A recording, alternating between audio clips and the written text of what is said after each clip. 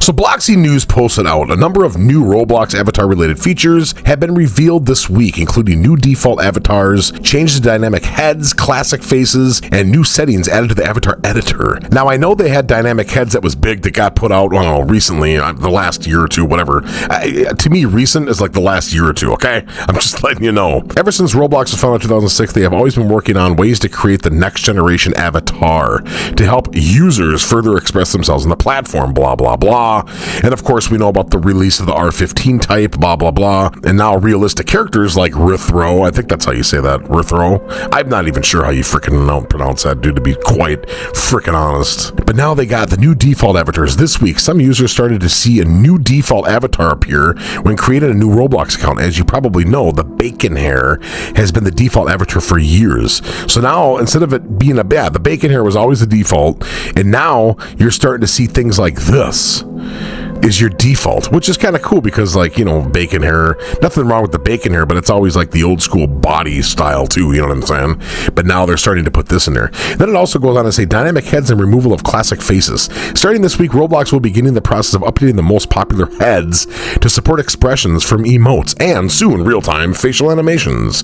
This update will go through to the end of the year, and the intent that every head has the ability to animate, which I think is actually pretty cool. Then they talk about new head and accessory adjustment options coming to the avatar editor. Newly discovered video showcases new features coming to the Roblox avatar editor, blah, blah, blah, including the ability to refine your head's shape and style. That's pretty dope. You haven't been able to do anything like that before. Oh, look, you can even your accessories, you can adjust the size and stuff. That's pretty cool, actually. And then in here, when they talk about the dynamic heads as well, when they're talking about the classic faces and updating it so you have like the emotes and all that, once heads have finished being updated, you will receive a new upgraded head with animation for each classic face you own. In a follow-up announcement, Roblox had this to say regarding taking classic heads and faces off sale.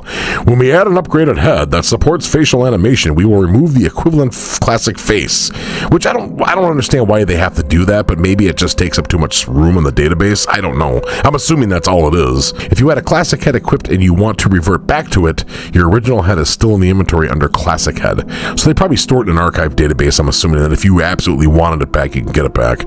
But yeah, so there you go. And actually the head sizing is pretty cool to me personally, because it's like you play any game outside of Roblox, right? And there's always those customize your character options, and you could do all sorts of stuff with zooming in on the eyelashes and like legs. I mean, think about like the WWE games, or like, you know, when you're creating a character in WWE, especially with the newer games in the last at least 10 years, there's always the best creative character options in there, you know what I mean, with massive amounts of databases of different eyeballs and facial structures, and you can make your head more elongated or fat or whatever you want to do, skinny body, fat body, short body, tall body, and heads and all that stuff. So the fact that you can now do that, or you will have the option to do that coming soon, is about time Roblox came to the 21st century. That's just my opinion.